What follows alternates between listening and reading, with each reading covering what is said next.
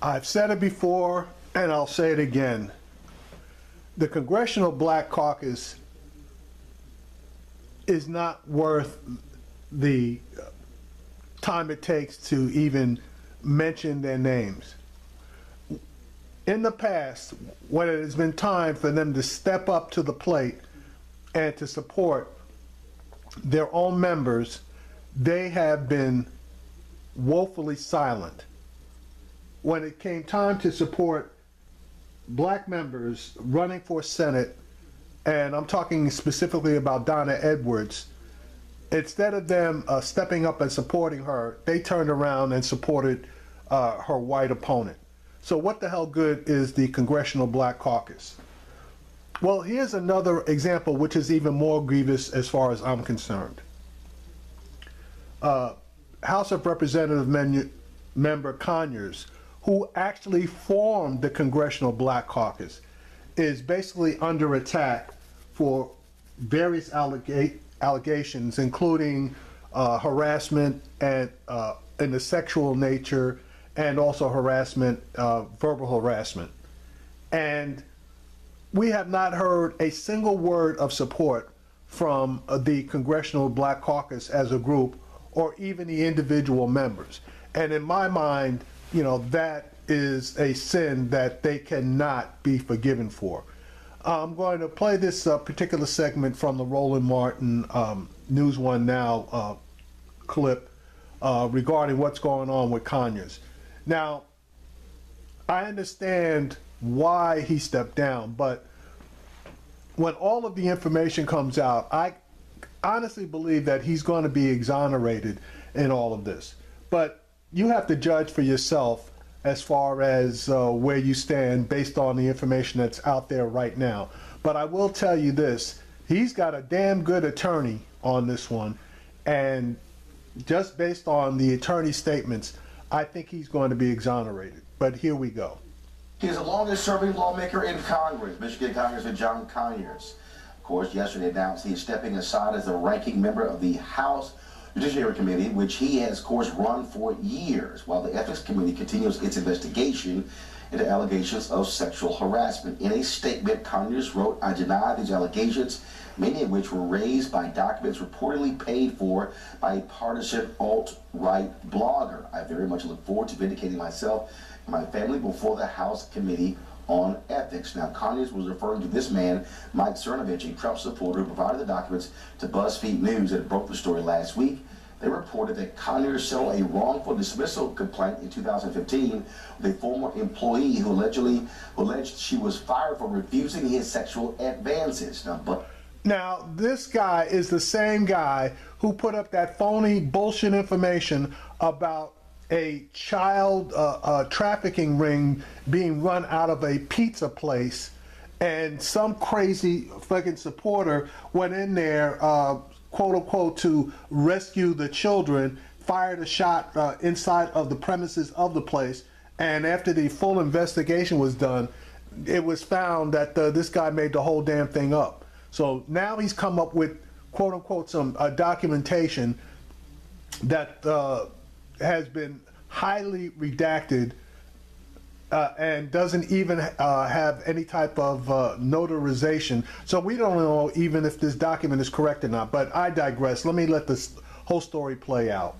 BuzzFeed says they independently confirmed the documents, and since they report, another woman has come forward with allegations that Conyers harassed and verbally abused her while she worked for him in the 1990s. Now, yesterday, Minority Leader Nancy Pelosi called Conyers an icon on Meet the Press who deserved due process.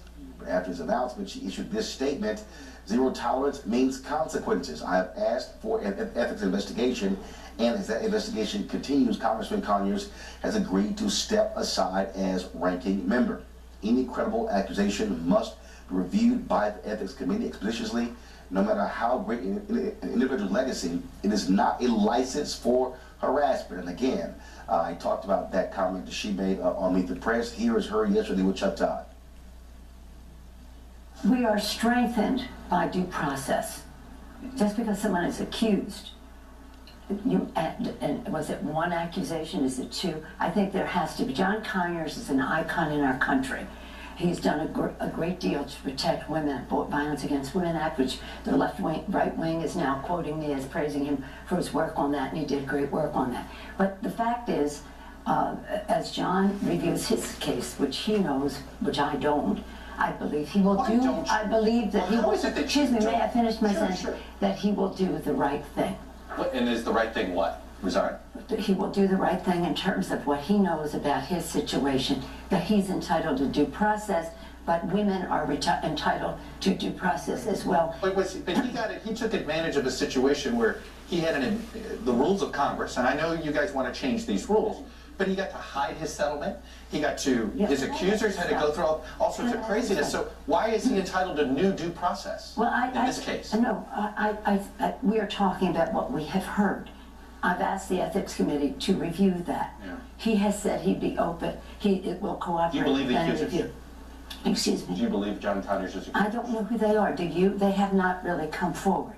And that gets so you don't know if you believe the accusations? Well, that's for the Ethics Committee to review. But I believe he understands what is at stake here, and he will do the right thing. Nancy Pelosi tap danced her way completely through that. And she being a master politician, you knew that one was coming, all right? But based on the information out there, it's either this lawsuit was over sexual harassment or it wasn't. So I guess once all of the documentation comes to full light, and I mean the exact document of the settlement in this case, we're not going to know anything at this point. Last night, a dozen women signed this statement defending Conyers. We have women whose combined tenures span over 30 years working with Congressman Conyers in Washington, D.C. in a variety of capacities, including legal, communication, and executive support positions. We do not condone or justify sexual harassment and believe the ongoing national debate is important. While we do not pass judgment on the specific allegations reported in the press or the women who brought them, our experiences with Mr. Conyers were quite different than the image of him being portrayed in the media. Mr. Conyers was a gentleman and never behaved in a sexually inappropriate manner in our presence. He was respectful, valued our opinions, challenged our thinking, and treated us as professionals. Under his leadership, we worked in an environment dedicated to the advancement of human and civil rights, including women's rights, immigrants' rights, voting rights, and the intellectual property rights of creators. We believe in due process and support allowing the ethics investigation to run its course. Joining us now via Skype from Detroit is Arnold Reed, attorney at Arnold E. Reed and Associates, and the attorney for Congressman John Conyers. First and foremost, Attorney Reed, the settlement that took place in 2015, were you involved in that settlement as counselor for Congressman John Conyers? No, I was not. The settlement that took place, what was his involvement in that? Was he apprised of that? Was he aware of the allegations? Did he go before a mediator? What was his involvement with that settlement? Here's the situation, Roland. That settlement was nothing more than a severance package. It's typical if someone accuses you of something and you resolve a case. I've been doing this for over 20 years. It comes with a clause where each party has a non-disparagement clause. Some people interpret that as a confidentiality. So when you hear on the media, oh, it's secret and it's swept under the rug, it wasn't true. Every bit of that settlement was vetted. It was looked at by House attorneys. The relevant rule here is 28 subsection 8 or 23 subsection 8. Everything Mr. Conyers did was above board, complied with it, and he didn't acknowledge any wrongdoing. You said that it was a settlement in terms of when someone leaves, but these were sexual harassment allegations made against him. This was not a workers' comp issue. This wasn't, hey, my job is over, I'm looking for someone to leave. This was very specific to sexual harassment. Again, were these charges brought up and were they a part of the settlement conversations? Whenever you have a severance settlement, however you want to couch it, Roland, those are always brought up as part of the conversation. Equally important is brought up in the conversation is, I didn't do anything wrong. We're going to avoid protracted litigation, reach a resolution. For tax reasons, for all type of reasons, you have to reach a settlement and the person gets a certain amount of money for those reasons. But again, there's an accuser, there's the individual, in this case, John Conyers, who maintains his innocence. Those types of agreements are commonplace when you're talking about reaching resolutions of claims. He has stepped down from the House committee. Both mainstream daily papers are calling for him to resign from Congress. Is he giving that any consideration? At this juncture, absolutely not. Mr. Conyers understands it is a privilege and an honor to serve his constituents, and he continues to be interested in doing so. I expect when the dust settles that he will be clear. What the public doesn't know is there was a series of affidavits. It's kind of jump on the bandwagon against Congressman Conyers. These affidavits were unsigned. They weren't even notarized. One female indicated that she wanted to bring a case for these harassment allegations. That case wound up getting dismissed and thrown out of court.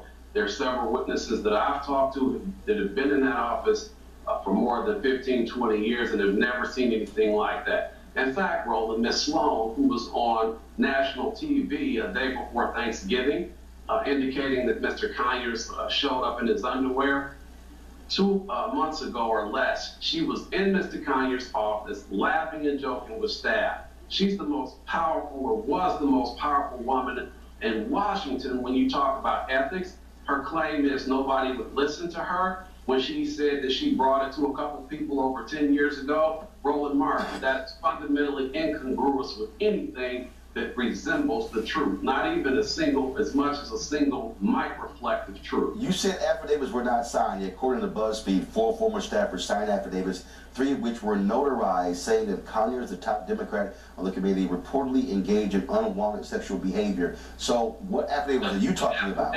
The affidavits I have are blacked out. These are the affidavits. They're blacked out. The affidavits you're referring to, are they in reference to the 2015 case or another case? They don't really say here because they're blocked out. It's the notary part of this affidavit is blocked out. It's not specific. One lady alleged in here that she was sexually harassed in terms of being touched by Congressman Conyers during an interview, but yet she's banging down the door to get a job from Congressman Conyers. Fundamentally incongruous with the truth. When you talk about Ms. Sloan, again, she said that she was harassed, verbally harassed by Congressman Conyers and walked into a meeting in his underwear. Are you denying that did not take place and that she is lying? Mr. Conyers is denying that that took place. I was not there. Mr. Conyers is denying vehemently, understand that this did not take place. And understand as well, the fact that she then says that she tried to talk to people about it and nobody listened to her. Roland, she was involved in the ousting of 2 previous representatives. She was the engineer behind that. So for her to say that no one would listen to her, again, doesn't contain as much as a single microfleck of logic or truth. You're the most powerful person in Washington. You've been on all these ethics committees. You're being, she doesn't say sexually harassed, she's being verbally harassed. Nobody listens to you, and you're there a couple months ago laughing and joking with staff. So no, I wasn't there, but that does not ring true at all. Honor Reed, attorney for Congressman John Conyers. We appreciate it. Thanks a lot. Thank you, Roland. See, and that's what I'm talking about. See, you got to get all of the details, and Republicans are notorious for throwing a whole lot of mud in the water, trying to cloud everything up anytime they get caught up in something. Now, let me say this. I like Al Franken, okay?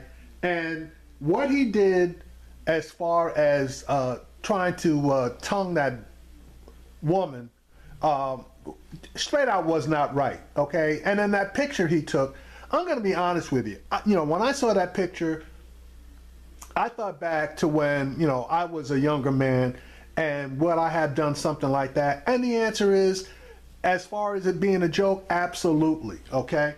But he did not grope that woman when that picture was taken. So for the groping piece to come out as far as she's concerned, nah, I'm not buying that. And then when you do a little bit of background work on the woman that you know that he worked with the USOC. She later on became a conservative talk show commentator, and she has worked extensively with Sean Hannity. So for her to come out and say what she said, obviously, you know, part of it's true, but the timing, as far as I'm concerned, is suspect.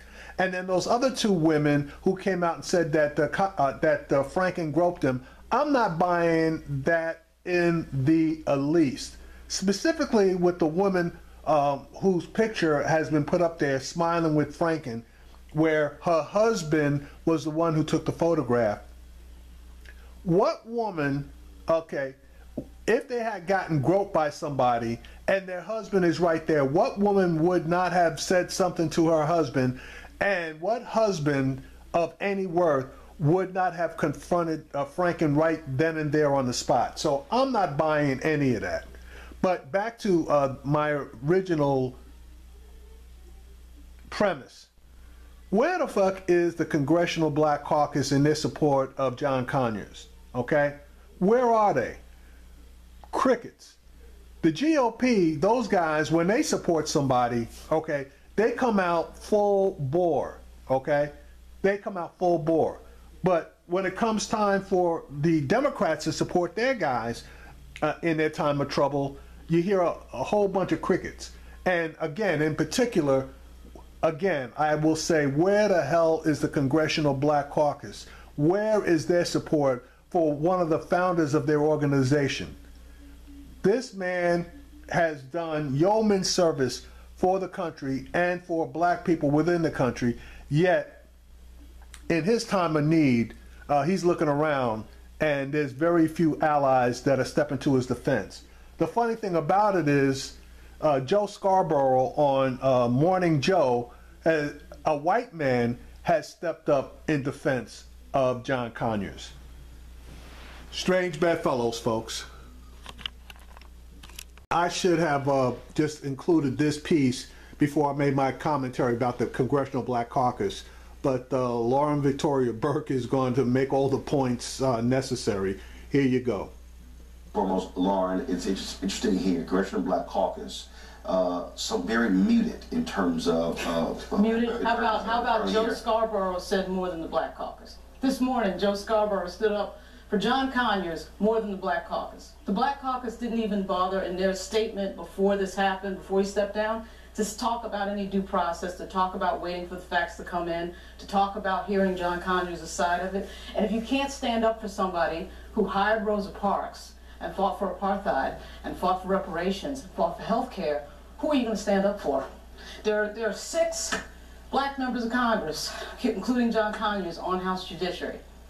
And you're going to tell me that they just went silent when he steps down? And I don't want to hear about his age, because when I was an intern on Capitol Hill, I watched Sean Thurman get rolled around here in a wheelchair at 100 years old. Nobody says anything. So, I'm sorry, he's old enough to realize that when a mandatory minimum bill comes in, he votes against it. So he's paying attention enough for that. But right now, as we sit here, the caucus hasn't said anything. So that's going to be very interesting to find out this week. Malik, obviously you've heard members who call for Roy Moore to step down. Now you have a Democrat who's been accused of sexual harassment, an African-American founder of the Congressional Black Caucus. Some say that's why Nancy Pelosi was walking on eggshells on Meet the Press. Yeah, so that was the best non-answer that you could possibly give. But I think there are some gems in that. So she did talk about making sure that there would be a state or a presence of zero tolerance in the Congress. And I think that matters. We should have zero tolerance, but more importantly, zero tolerance and a state of zero tolerance also does not include zero process. We do need some level of due process here. And so let's kind of figure out the facts. Let's not jump to conclusion. A couple people want him to resign.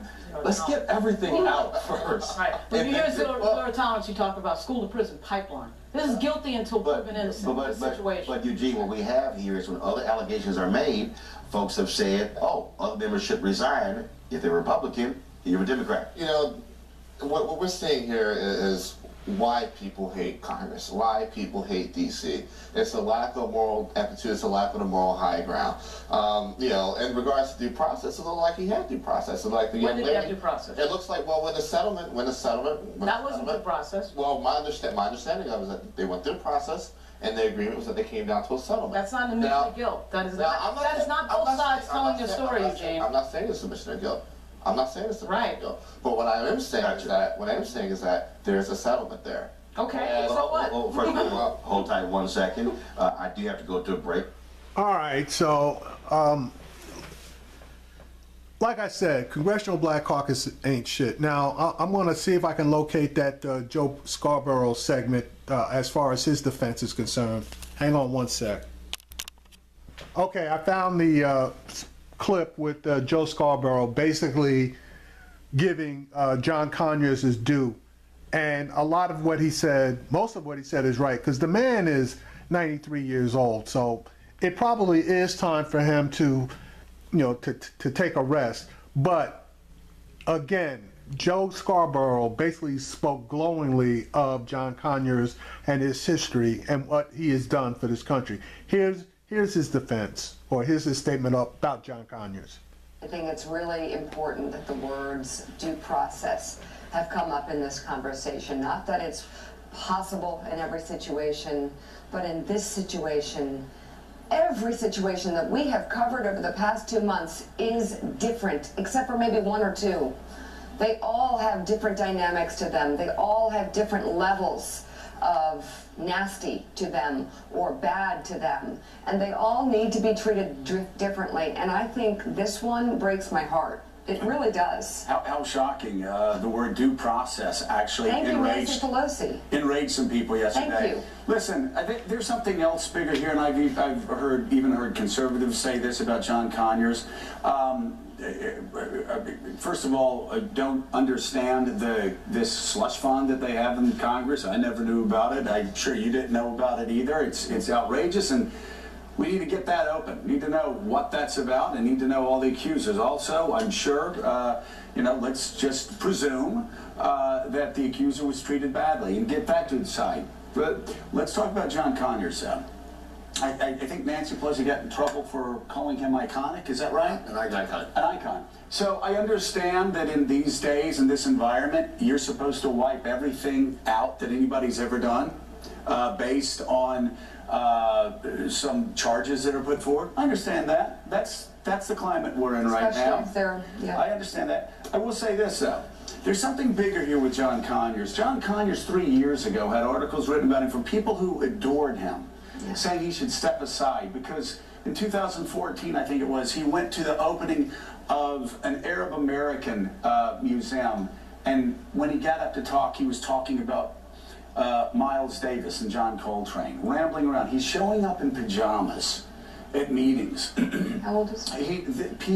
Somebody in his office needs to step in. They were talking about him having dementia several years ago. I know we're not supposed to talk about that when it pertains to the president and the fact that the president's skills mentally, if you look at interviews, seem to have diminished a great deal. That's objective. And 20 years from now, people are going to say, well, look how he talked in '99.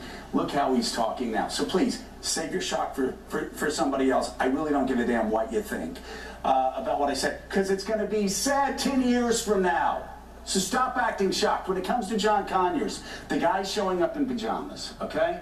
He's clearly not capable of being a United States congressman. But he is an icon. People need to step in. Now, as far as Nancy Pelosi getting hammered for being an icon, you tell me, what do you call this person before this happened? A guy who was a Korean War veteran. A guy who, when he got into Congress, was one of only 4 black members in Congress. A guy who single-handedly started the Congressional Black Caucus. A guy who was responsible for Rosa Parks laying in state in the United States Capitol. I believe it's the first black woman to ever be afforded that honor.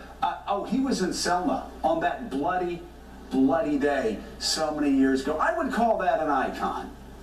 I would call that an icon. And if you're offended by that, If you're offended by Nancy Pelosi calling a man like that an icon, well, let me just say that you remind me an awful lot of the Bible thumpers I grew up with, and a lot like Jim and Tammy Faye Baker back in 1978 or 1979. Yes, he needs to be taken out of Congress, and yes, they need to rip the scab off of whatever they have in the House where they pay sexual harassment things from tax dollars, and they give the member representation, but not the accuser. And yes, he's obviously a danger to others. He's a danger to himself. He needs to be removed from Congress because he's not capable of being in Congress. And people who love him and people who care for him need to gather around him now and tell him it's time to go home. But when he goes home, it's not George H.W. Bush shot out of the skies and into the waters of the Pacific. You know what? Judge the man by his 93 years, service to America. Judge John Conyers by his 88, 89 years, and his service to America. And get him out of Congress now. It's such a good point you make, because when you're talking about men in their late 80s and early 90s, you're talking about people who are suffering from health problems. And I know I just had one of my closest friends, Diane Smith, over recently. We both recently lost our fathers, and we both... All right, so you basically got the gist of it.